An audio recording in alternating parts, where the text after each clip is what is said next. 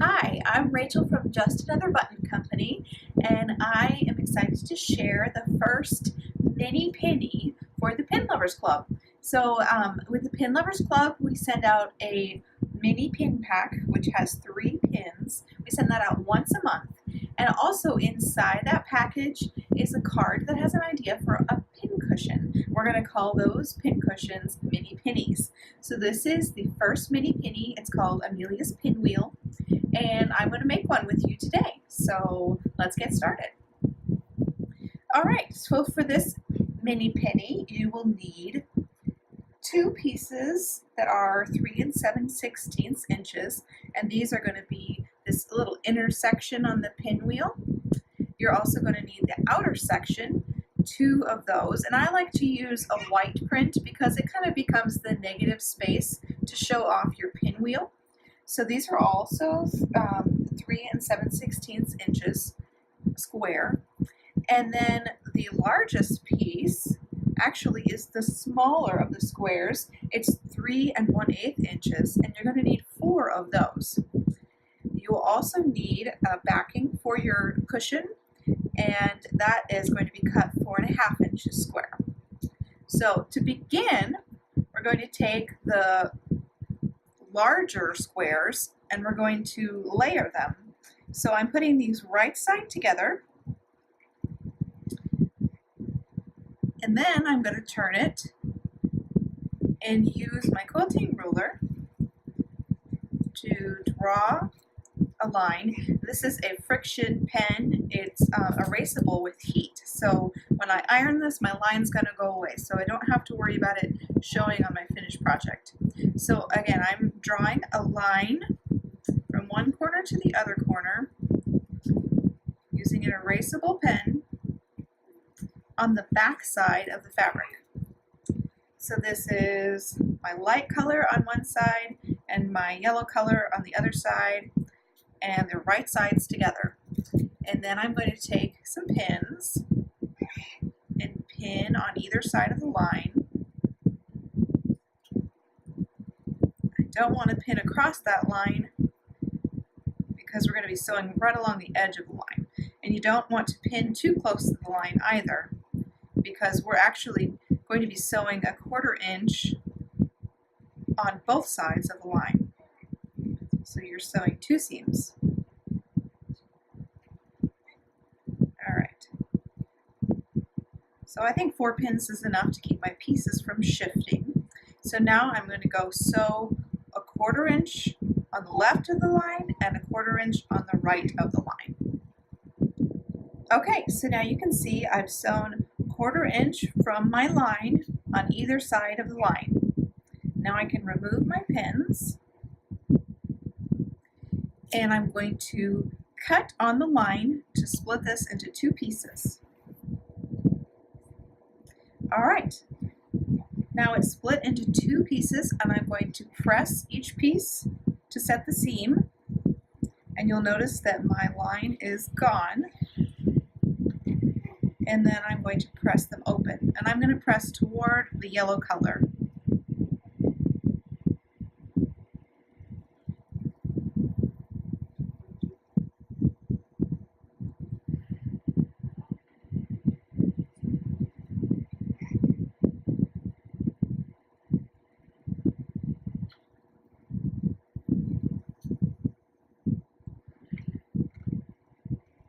All right, and then I want to repeat the process with these 2 pieces.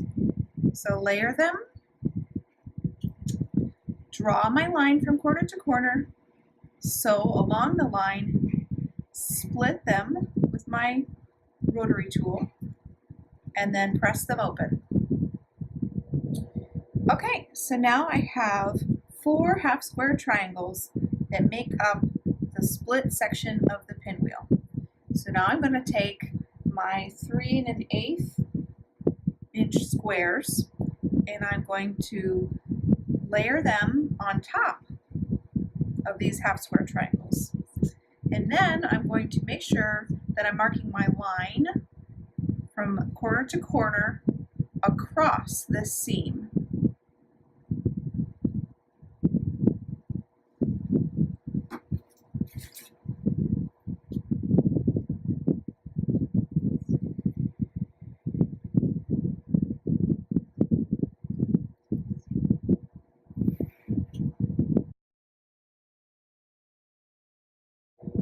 Okay, so now I'm going to pin these 4 sets of squares. And remember to put your pins on either side of your line, not too close to the line, because we're going to be sewing again on either side of the line.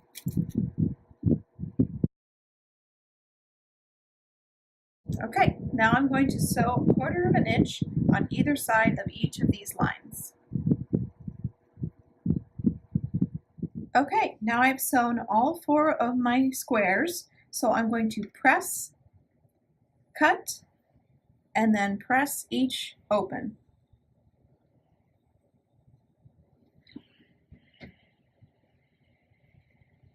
Okay, so now I have 8 half square triangles, and 4 of them have the yellow on the right and the white on the left.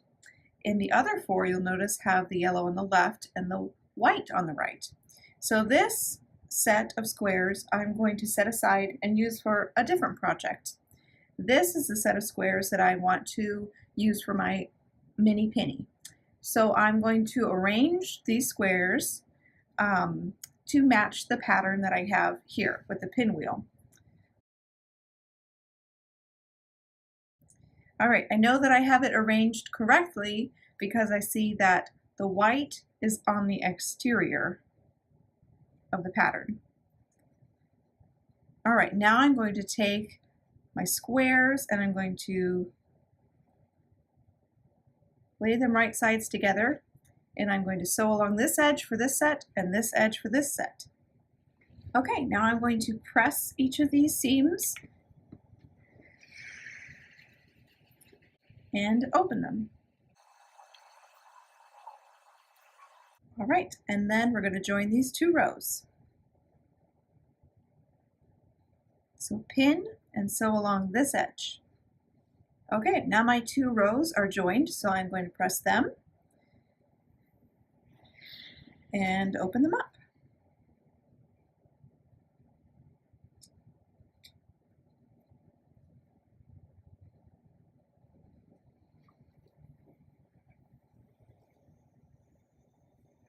All right, now I have a 5-inch square pinwheel block that I'm going to turn into a pincushion.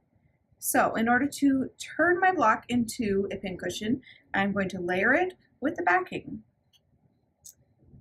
Center it on there and pin it.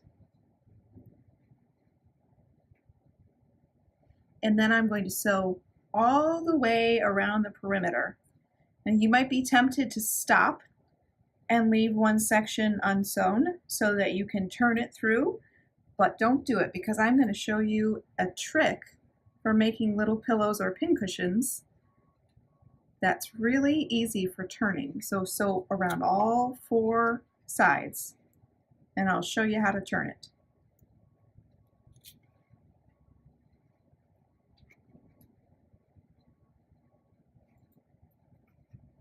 Now I'm going to show you how to turn your pincushion right side out. We call this method the Franken-stitch finish. I am going to slit my backing fabric on the back, and I'm going to do it up in one corner, not too close to the corner. I'm going to just cut the backing fabric. And I'm doing it on the diagonal so that I don't have as much fraying. And I just need about a 2-inch opening because this is not a very large pillow. So I've got my slit. I'm going to clip my corners so that there's not as much fabric bulk in my corners. And then I'm going to turn my pillow through the slit. I'm going to try to get my fingers right into the corners and push the corners out. And you can also use a pencil or a stiletto tool to poke out your corners.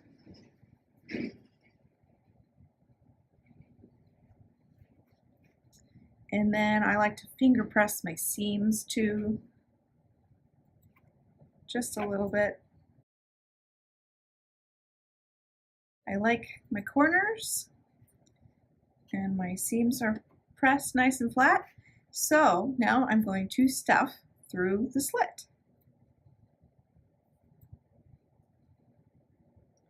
This is the stuffing that I like to use for my pin cushions. It's called wool roving, and we sell it in 1 ounce or 3 ounce bags on our website. It makes a nice natural stuffing for pin cushions and pillows, and because it's wool, it has a lot of natural lubricant. It's called lanolin, and it's great for your pins and your needles. So I like to pull off a handful and fluff it up a little bit like this and tuck it in through the slit. And I'm using my fingernail to poke it into the corners so that I have nice full corners. Okay, I'm happy with how full this is, and so the next step is to close the slit. Now this is why we call it a Frankenstitch finish, because we're going to take a Frankenstein stitch or a whip stitch and close our slit.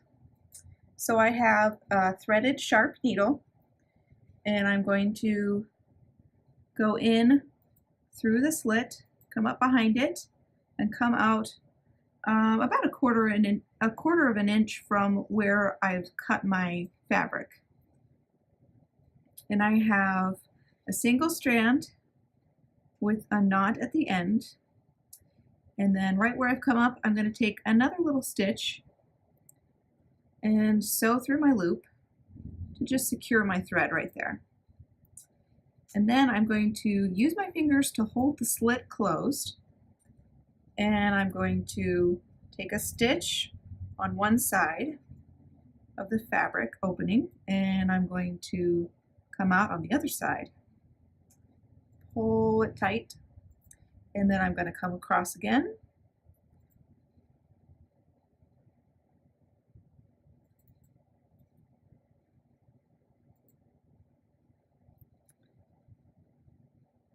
pulling it firmly with each stitch, but not so tight that I'm making it gather too close.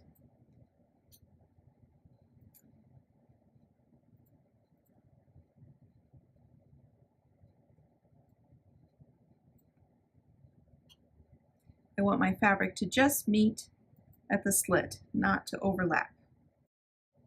And it's okay if you get a little bit of wool roving caught as you're taking these stitches, because if the wool roving threads are showing at the end, you can always snip them off. All right, this is my final stitch. So I'm going to come out a quarter of an inch on the side of the slit,